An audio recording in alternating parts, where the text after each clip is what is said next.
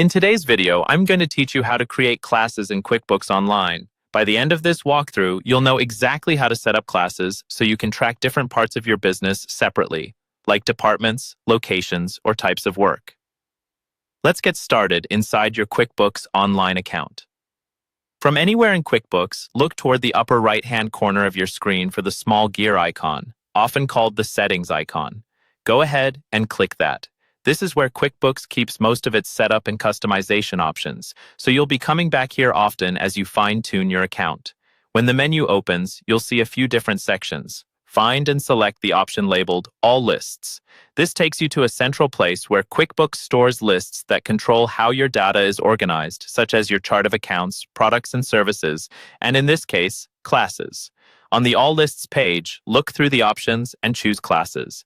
This is the area dedicated to setting up and managing all of your classes. If you've never created any before, this page may be blank or only show system messages. That's completely fine.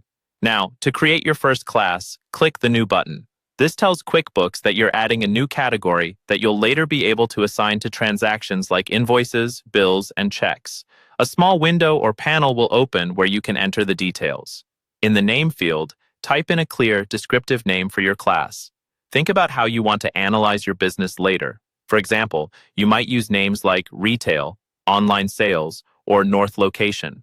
A good rule of thumb is to keep names short but specific enough that anyone on your team can understand what they're for.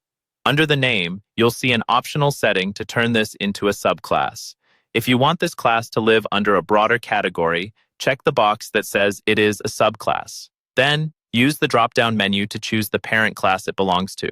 This is helpful when you want a main category like services and then more detailed options beneath it like consulting or training.